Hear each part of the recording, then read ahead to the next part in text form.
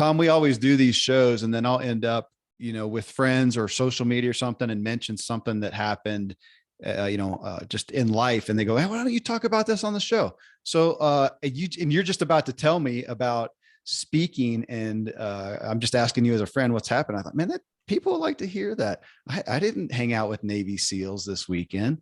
I did do some epic mountain bike rides. I'm getting ready for a 12-hour race next weekend. I'm doing with a team of 3 guys, or yeah, there's 3 of us.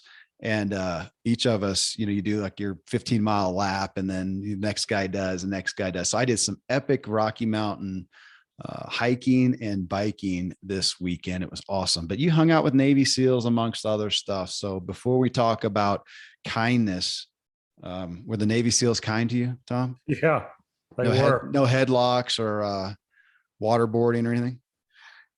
Yeah. So let me go back even a week before that. Yeah, I know you've been going every weekend or since longer. You mentioned epic mountain biking. Yeah.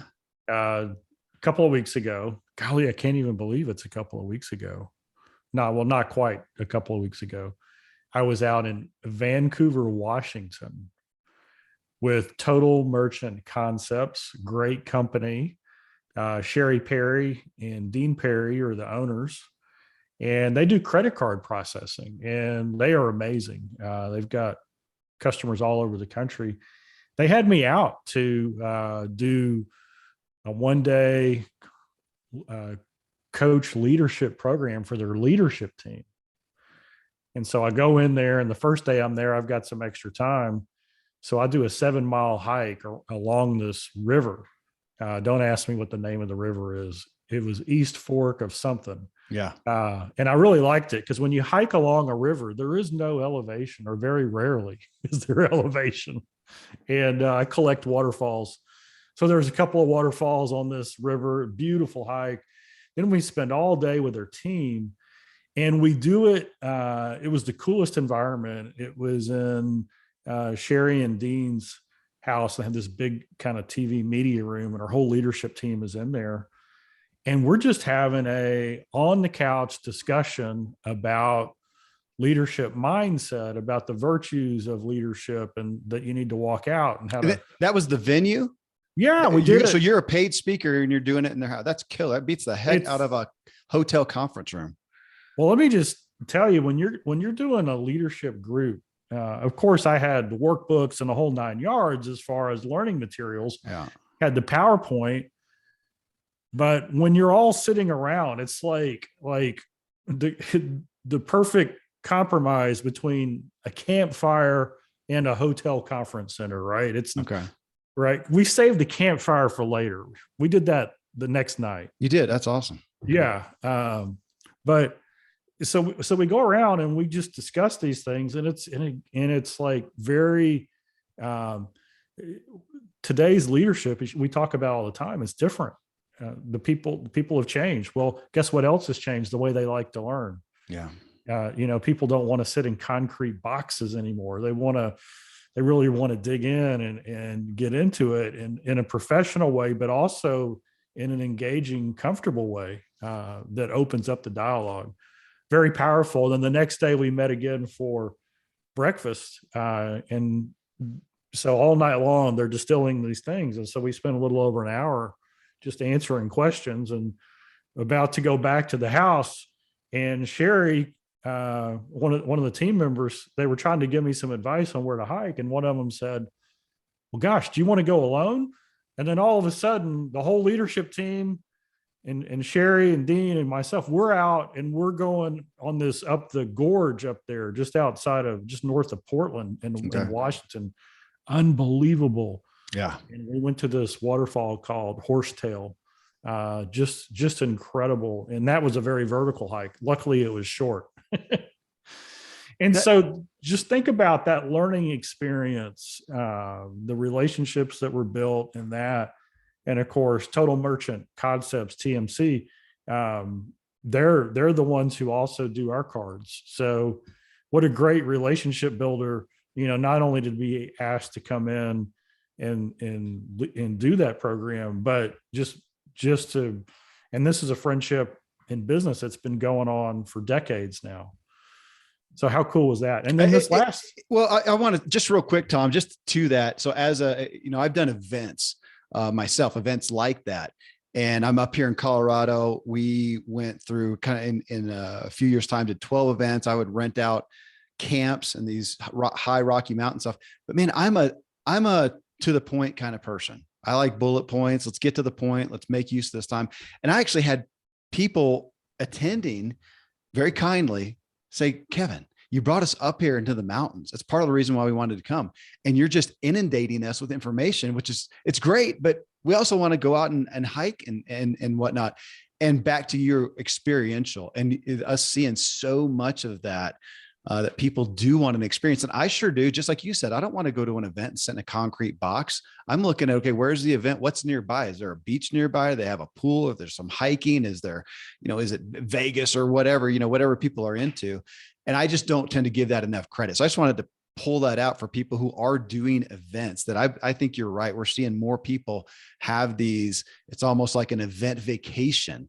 And I, for one, am way more prone to spend my money, spend my time to go engage with something if I'm also going to feed my pleasures to some degree, which for me, yeah, beach is top of the list, man. If there's a beach nearby, I am that much more likely to come spend money at your event. My dad, Dan Miller, they've done some on cruise ships, done the event on a cruise ship. That's great. People get that. Plus you get your vacation time and fun as a business write-off as well. So just to highlight that for people, because we have so many in our audience who are thinking about doing events.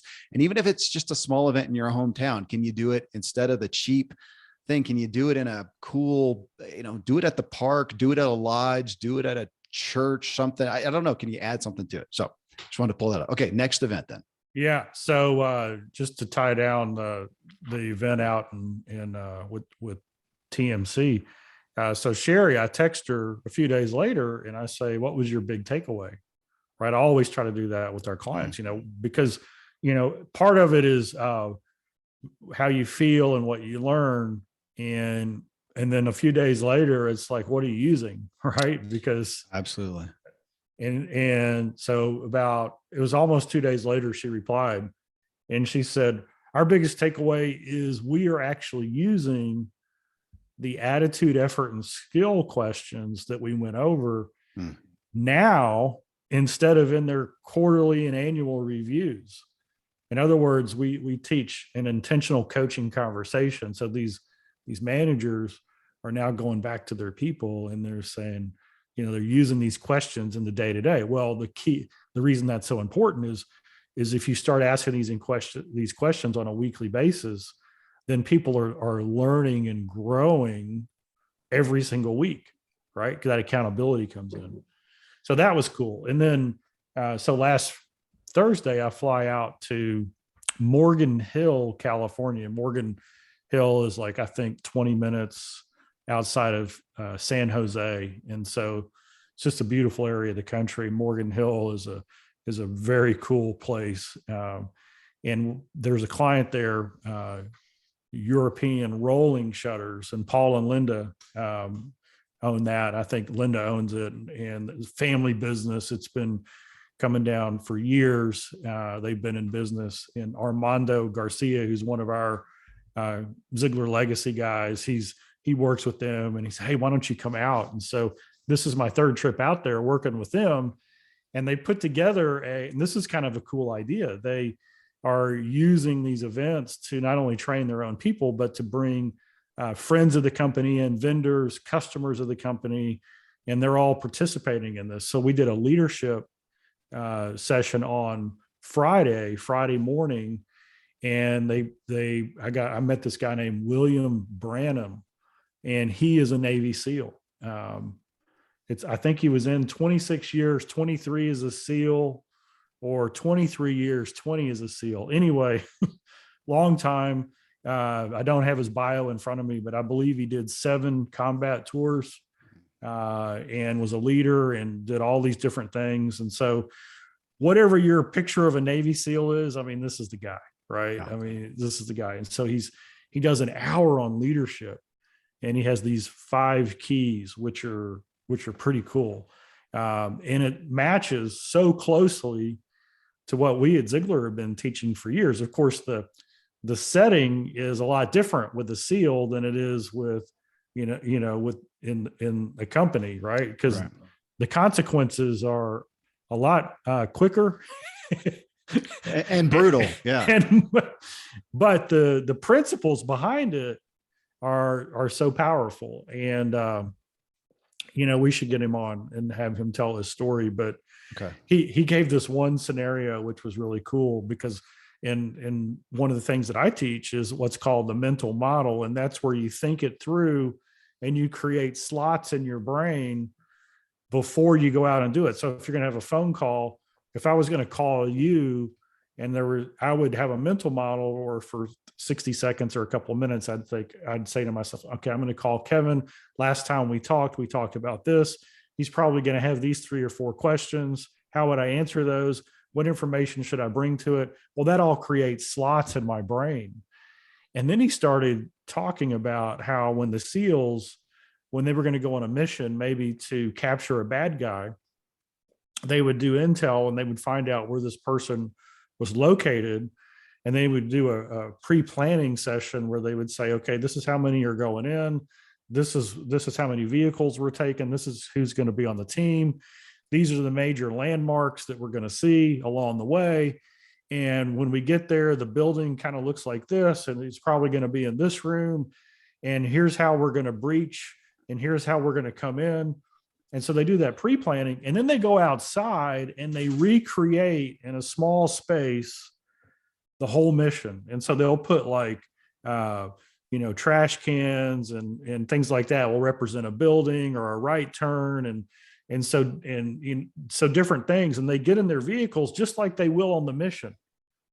And they take off just like they will in the mission. And they do radio back and forth just like they do on the mission. And they enact everything that's going to happen on the mission in these dry run, these role plays. So that and I said, I asked him at the end, I said, hey, did you know that that's a mental model? Did you know that that's part of what you're doing? And he was like, well, I know that the more we do it, the better we get at it, and the more lives are saved. But I didn't realize it was a mental model. And so that is kind of like the reality of why it's so important to practice to slot that in. And then, of course, I asked the last question, which is, I was hoping I would get the answer I did. But I said, William, when you go in, do you go in at like 1 o'clock in the afternoon when the weather is perfect and there's no clouds in the sky? Or when do you go in? And he said, oh no, we wait for the darkest time of night with the worst possible weather and the worst possible conditions, because that's where we thrive. And of course, one of the points that I talk about because I was doing coach leadership, that was my part of the program, is the coach leader mindset. And I say the coach leader, when we're leading the team, is we pray for rain. We pray for disruption. We want it to be as tough as possible on the industry and our competitors, because that gives us a strategic advantage. And I just thought that was very interesting, that correlation between the SEALs, where they want to go in when everybody else wants to be asleep. And as leaders, we should thrive when there's change in the air, when there's disruption in the market, because we're not developing our team to run a system that never changes. We're developing our people to grow and to learn and to improvise and to collaborate and to work together, so that no matter what happens, we're going to take advantage of that situation. So that was pretty cool. And he's a great guy. And he spent about an hour with everybody. And so it was really cool seeing kind of a very just top level practical, Navy SEAL approach to how we're going to get this mission done, how we're going to train, and putting over in the business context, how really the mindset and the principles are the same, but the battlefield's different and the consequences are different. Okay, well, here's a story, Tom. I been to church most of my life, been in churches, had one at one point where imagine you're out in the foyer, something like COVID has happened. Everybody's talking about it. You're talking about it with all your friends. You go in, you sit down, pastor, do worship, whatever. The pastor comes up and goes, okay, well, we're continuing on our course in Leviticus 5, or hopefully not something that bad, but keeps the course there. And I'm thinking, dude, the world's in a pandemic right now. Seriously, are we not going to address this? Had another one. Matter of fact, I'm going to name this guy, Christ Church, Nashville, Tennessee. Pastor Hardwick. A lot of people know Mike Hardwick through Dave Ramsey and Churchill Mortgage. Well, Mike's dad, Pastor Hardwick, led that church. He just recently died, actually.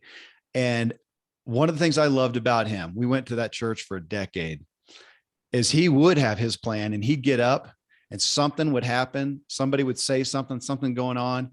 And he may even be partway into what he intended and yet just feel moved. He says, folks, I think the Spirit's moving. We're going to go there. And he would just dive in. And I so appreciated that about him being in tune with his flock, in essence. So on that note, Tom, let's ditch my intended topic and let's talk about the mental model. Because as you're sitting there talking about it, and you mentioned it in a show here before, because as you talk about it, I'm thinking about the benefits that I get in my life, in the areas that I do that, and what I'm missing out on in the areas I don't do that. Like you talking about, if you're going to, let's talk about it. Where are people used to a mental model? If maybe this is sexist to say, but as a guy, I experience, and I know friends have, who, whether it's a date or even a special time with your spouse, something you really want to do it right, the anniversary, the whatever, and you plan it out. I mean, I remember dates and dates, prior to my wife, and then even as a married guy, where I had it planned out. What you're going to present. Maybe you're going to surprise them. It's Valentine's. You're going to have roses through the house, or you're going to have a special getaway, and you got it orchestrated. Is what I was thinking of. Now you're talking about a mental model, but I had it planned out, and it was incredible. I mean, the shows that we do here, I remember a friend of mine when I was first started doing shows and talked about interviews. He says, man, it's awesome to listen to you, Kevin. You're such an amazing conversationalist. You always have the next question ready.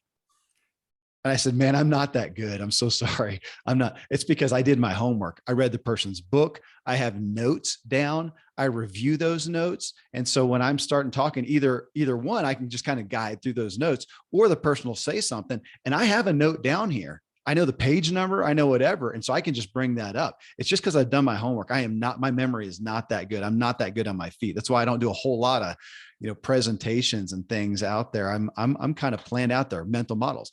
And yet, where do I not do that? How often in my life, Tom, do I just go into a family situation, a relational thing, a business thing, especially if it might be kind of difficult?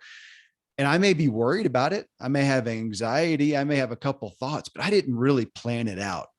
I didn't take control. I wasn't intentional, and how I don't benefit. And it makes me think back to the Navy SEALs and them going through and practicing that and redoing that. Your dad, Zig Ziglar, and how he would do that on the stage. And he would practice, and he knew when he was going to pause. You've talked about this, when he's going to pause, when he's going to kneel down for great effect. I still am trying to do that now, even on the shows here. I get excited and I start running, and I've had somebody said, man, Kevin sounds like he's got ADHD sometimes. And I need to have a mental model of the pace of the show. And I know that we are in an age when we want authenticity, but is it inauthentic to prepare? Maybe that's a relevant thing to put out there. Is it inauthentic? Does it feel inauthentic to prepare for an engagement specifically with another human being? Or is that respectful? Is that kind, which was what I was going to talk about before in this show? Is that kind? And is it also just in our best interest? Do you think that, I wonder, I'd be interesting to ask a group of people, if we had them in front of us, does it feel inauthentic to prepare for an engagement like that? Do you think that's relevant? I think just the opposite. It's even more authentic. Well, I am too, Tom, but I'm asking, do you think people struggle with that? Just as we're sitting here talking about it, do you think sometimes people might feel like, oh, well, that's just kind of, gosh, I'm preparing a strategy that doesn't feel authentic. I'm just wondering if people struggle with that. I'm not saying that it is. Gosh, that's a good question. I think most people probably don't prepare because they don't realize the importance of it. Yeah. So I'll give you two kind of cool examples of really preparing a mental model and leaving all the options open. Okay. Right. Because there's a real danger that says, here are my 7 questions and I'm going to ask them in order. Which people get dinged on with interviews. You can tell. I mean, I've listened to them and think that guy is, because the guy, somebody says something meaningful, and there's that temptation, if you don't have your wits about you, to just go, okay. So anyways, next question, chapter 2. I know. Yeah. or yeah, can you send me the questions you like to be asked? That's kind of like, which, they do. Probably 75% of the books that I get sent by agencies and publishers have hey, here are the questions. And I specifically try not to look at those. Yeah. And they do that to make it easy for people who don't do their homework like you do. But here's the key. The key is that you prepare in advance. You have your questions lined out. You kind of have the sequence, and then you ask the first question. And then when you get a great guest, they rabbit trail you. They make something out of it more than what you thought. And then that's the case where you jump on, right? And you say, hey, tell me more. Let's dig into that. And that's the best stuff. Yeah. So one example of Dad really preparing and doing the mental model is, he had his whole talk lined out. He had all the stories he was going to tell. And then there was 2 things that he always tried to do differently. And one is, so he was always trying to add in a new story to see how it would go and take out a story that he thought was maybe a little old or wasn't getting the result that it used to, right? So he's always tweaking it. The other thing is he had all these one-liners, all of these jokes, and they were never planned in, right? They were just there for him to grab. And so he would grab them based on the energy of the room. Mm-hmm. And so sometimes you're first up and everybody can't believe they're about to be, here's Zig Ziglar, go nuts, right? Well, then all of the humor, it works at any time, at any point, and it doesn't really matter, right? Everybody's engaged. At other times, you're the last speaker on a 3-day event, and everybody's looking at their watch because they got to leave at exactly 4:57, and they're going to miss their flight, right? And they're tired and everything else. Well, then, your content's got to change. It's got to be quicker, and there's got to be more jokes along the way. So I was talking with Andy Costa, and Andy at Ziglar, he does all of our video, and he comes to our events and gets the video down and edits a lot of our stuff. Well, he's also working with Michael Jr. And I was just about to bring Michael Jr. up, because talk about somebody who plans methodically with options, though, because he's going to watch the vibe and see where to go. Yeah. So Andy started touring with him. I didn't know that. Right. Sweet. Yeah. So Andy's going with him on these events, traveling with him, doing the camera and running. I guess he's running PowerPoint or notes or props. I'm not really sure. But I go, well, how's that? And he goes, man, it's a lot of work. And I go, what do you mean? And he goes, well, Michael Jr. goes into the audience and he's got this script in his head of what he's going to do. And then he reads the audience and he could go in 5 or 10 different directions based on how the audience is responding to certain types of jokes and storylines and humors.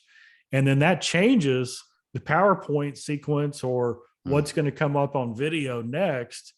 And so Andy's like, I got to be right in tune with Michael Jr.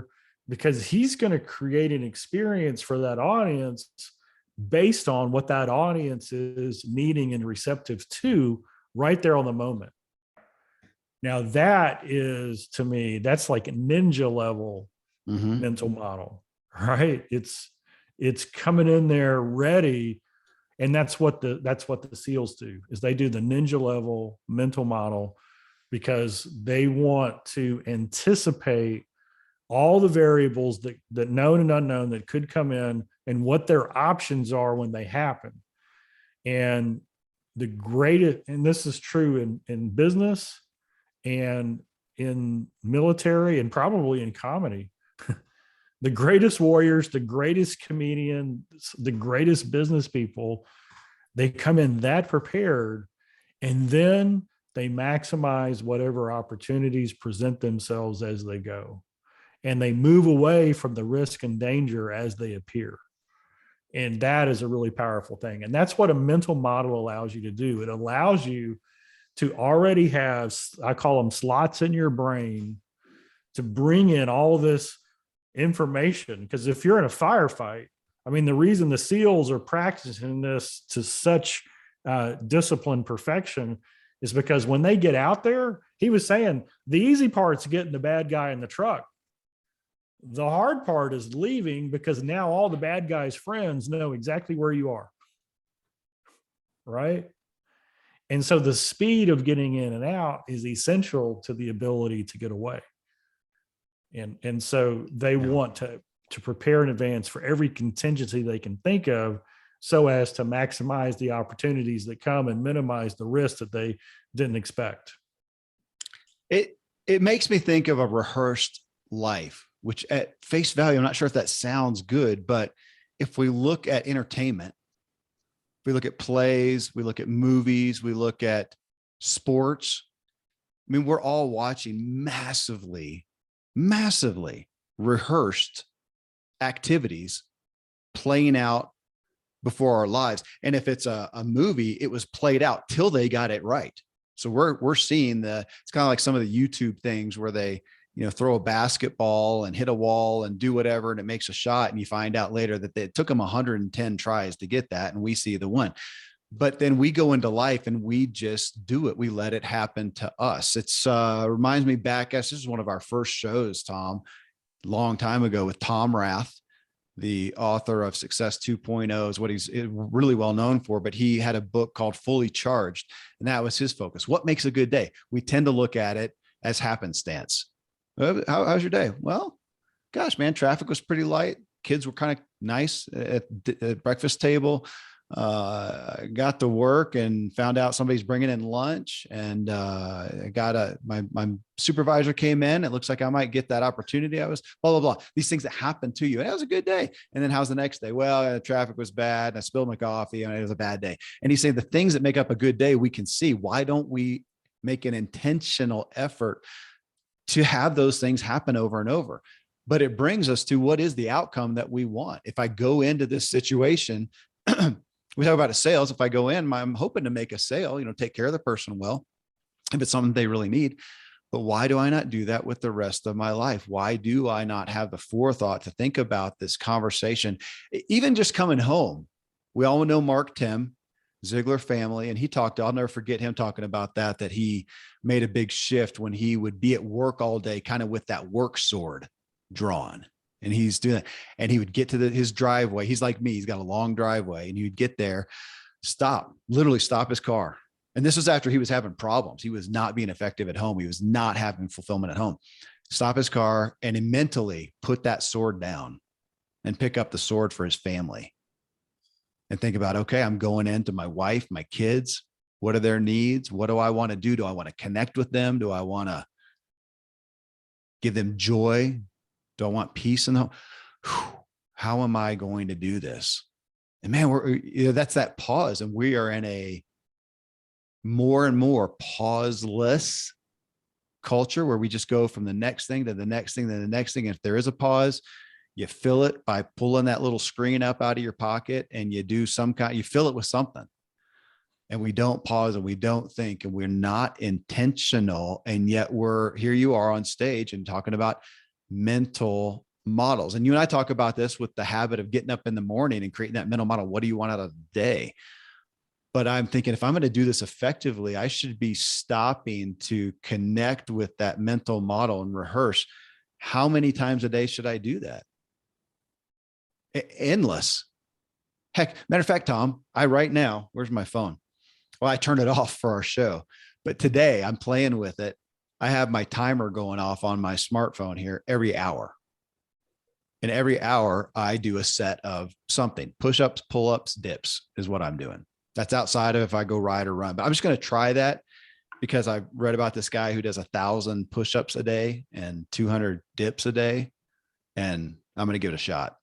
So it'll take me a while to get there. But what if I did that every hour and it thought every hour just stop? What am I doing? What am I doing? Where did I go? And what it's already shown me today is, oh my gosh, one, how fast the hour goes. And two, it's been a couple of times already where I thought, really? I think all I did was get a drink, go to the bathroom, play Scrabble with my son. Now that's highly valuable time right there.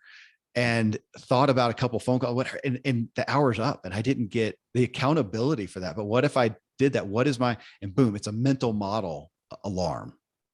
All right, I'm getting inspired, Tom. Yeah.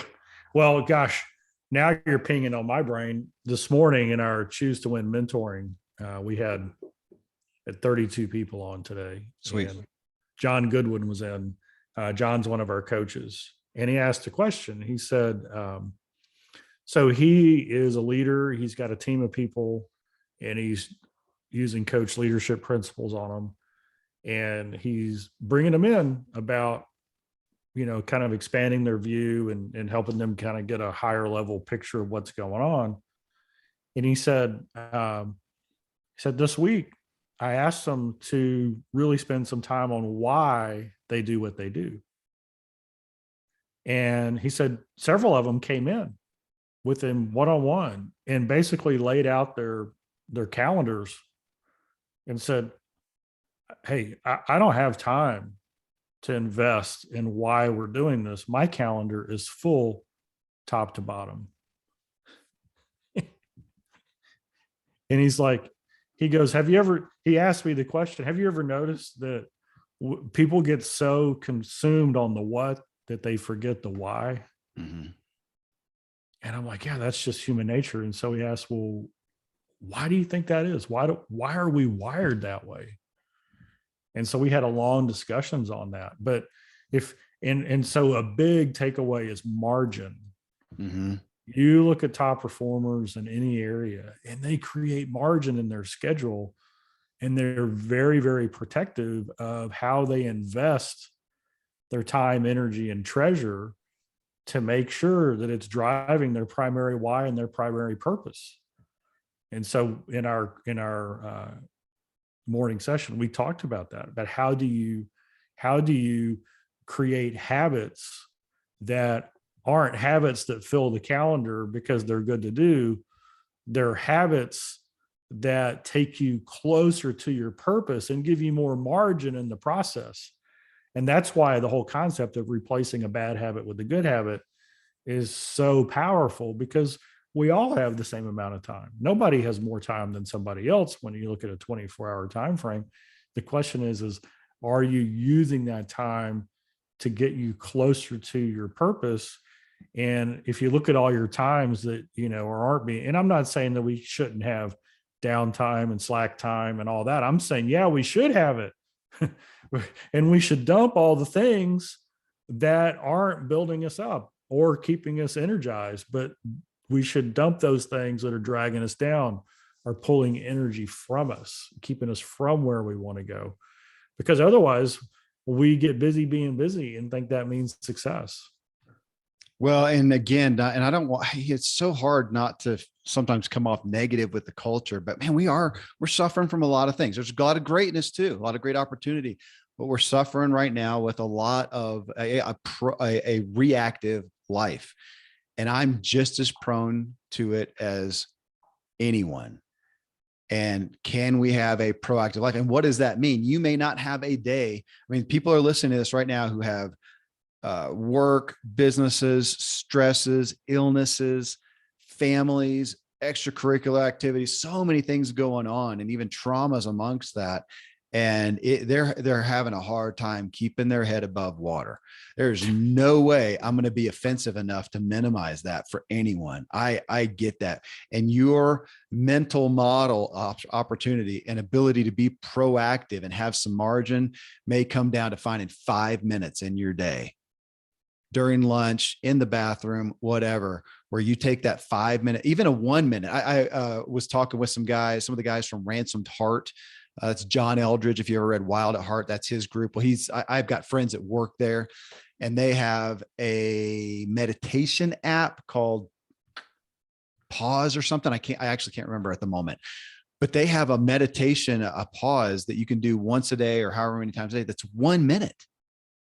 1 minute. So you're out there thinking, hey, how am I supposed to find 20 minutes to meditate like so-and-so, or 45 minutes? I heard so-and-so meditates for 2 hours or whatever. It's 1 minute.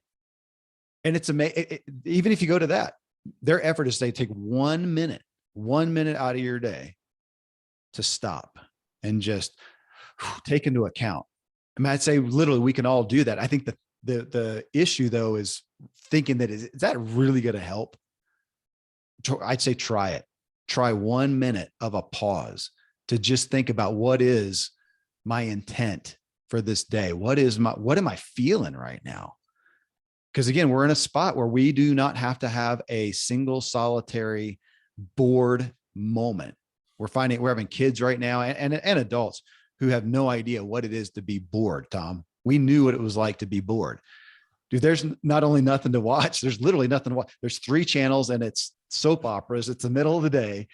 And if you're not in school or whatnot, and you're looking around, what do I do? Read a book, go ride a bike? What do you do? Color? I remember as a kid, it'd be like 8 o'clock and the sun was up and, just finished breakfast. And I'd be like, there's nothing to do. And mom would look at me and go, get on your bike and I'll see you at dark 30. Exactly. I mean, it was like, so off I went on my swim, no helmet, no cell phone, no rules other than there was boundaries that I couldn't go across. And when I ended up at a friend's house, just call and let them know that I'm there. Right. And we would show up at one of our friends' house to eat lunch. And then we would go back out and curfew was dark 30 during the summer. It was like, be at home within 30 minutes of it getting dark.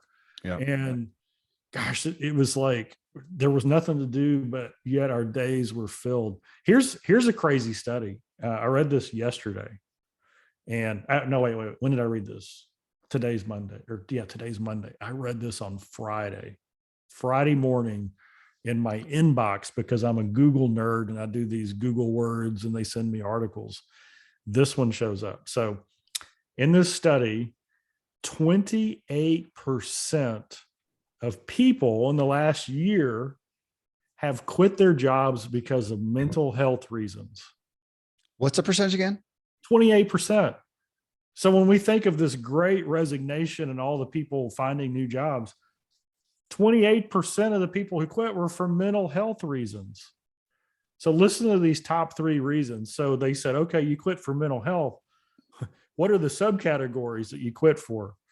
Stress was number 1 at 55%. Depression was number 2 at 38%. Mm-hmm. And lack of motivation was number 3 at 37%. Wow. So I want everybody to hear this. Okay. So another word for stress is burnout, right? And so if you're a leader out there, if you're leading a team, what's the antidote to burnout? It's quality of life, right? It's creating energy. So depression was 38%. So what's the antidote to depression? It's purpose. Rabbi Lapin said, the opposite of depression is not happiness, it's purpose. So if you're depressed and you want to get yourself out of it, just start getting clarity on your purpose and go after it. If you're leading an organization and you do 2 things, you get real clarity on, hey, this is the mission, the vision of our business. This is the problem we solve. And you get people excited about going out and making a difference. And then as the leader, as the coach leader, you find out on an individual basis what their big whys are individually, and you link those 2 things. You get rid of that one. And then lack of motivation. 37%, they're like, I'm just tired of the job. It doesn't motivate me anymore. Well, people stay where they're growing and learning and achieving their goals. Right. So if you want to motivate yourself, set some goals, determine some things you want to learn, how you want to grow, and get after it. Your motivation will naturally rise as you achieve and accomplish goals, growth, and learning. And so isn't it interesting that the reason people are running away from their jobs have to do with quality of life? What's my reason for being here and how am I growing and learning? Well, we're back to your why, which I'm thinking again, we do more spectating than ever these days as a cult. I mean, we just do worldwide. We do more spectating because we've got screens and we can do it. I enjoy it too, man. I love a good movie. I get on Facebook, usually about once a day. And what I end up watching, cause whatever you watch, they keep showing you. And so for me, it's the end of bike races. So the European races, the stuff that that was my life. And I love watching those things, and we expect top performance. So you just talked about the Navy SEALs. What do we expect? What are our tax dollars going? We expect top performance. We expect that they have run that drill 1,000 times and that they can do it in the worst conditions. What do we expect from our sports teams? Same things, man. We expect it. And if we see crappy performance, we're the one on the couch yelling at them or in the stands yelling at them. Man, that's why they get paid those $1 million, man. They don't drop the ball. They don't miss that. Entertainment. What do we expect? We've just seen Oscars and all that stuff. Of course, the drama stuff happening, but the Oscars, and then I saw another one just happen, like the Grammys or something like that, I think. But what do we expect from entertainment? Top performance. We expect that they know what the end result is, which is our entertainment and our safety and our whatever. They know what the end result is, and they are rehearsing it over and over and over to nail it. And yet, if we look at our lives, if we all stop and just take account today, how much of today was rehearsed? How much of today did I intentionally sit down and go, what do I want out of the day? What do I want out of this encounter? What do I want out of this? And I've thought about it, and I have some options too, because I may plan for, this is what I want to do. This is how I'm going to do it. Things change. And to stop from getting irritated, to expect that possibility of change. And I have an option for that as well. Man, and then even to say that, most people go, I just don't have time, just like what you said. I don't have time to do that, man. I don't have time to plan it out. And I want to sympathize with that because I often feel that way. And yet I also sympathize with, at the bottom line, yeah, we all have the same amount of time. Somebody else is doing more than I am with less going for them and more going against them. I need to take some responsibility. And can I get 1 minute of intentionality and rehearsal and mental model? Yeah. Well, you were saying all that, and I started thinking, well, what do I expect? What do I expect? Top performance, right? I want to see the elite of the elite in any area. And then this weekend, I watched the Masters. And gosh, as a golfer, that's the tournament for me. It's got all these memories. I watched it with Dad. The theme song comes on. I've been out to that venue. It's just unbelievable. So you're watching golf. I'm watching cycling. Right. Cool. And so a week ago, basically today, I think it was either today or Tuesday, that's when Tiger announced he was going to play. So 14 months ago, he was in a car accident. Both of his legs were injured. One of them was crushed 50-50 where they were going to amputate it. They said he'd probably never walk again for a while. And they said, well, if you walk again, it's not going to be good. And now he's playing in the Masters.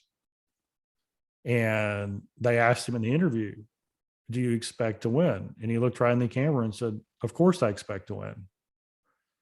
And so now you can see that for 14 months, he's probably only had one goal in his head. And that is, I'm going to do everything that I can humanly to get ready to play in the Masters, right? And if physically I'm able to get there, then we'll see what happens, but I'm going to go. And so he gets there. And so what are we all hoping as golf fans? We are hoping that we see the miracle of all miracles, right? That somehow Tiger is in the mix on the weekend. And he comes out and he has a good first round, a great second round, makes the cut. The golf world is going nuts. And then the weather comes in and it gets really cold. So with somebody with those type of injuries, it is a huge setback, right? Physically able to perform on those legs. And he has a tough third round. The whole field did, right? But here I am watching him, and I watched every hole he played on Sunday and almost every hole he played on Saturday.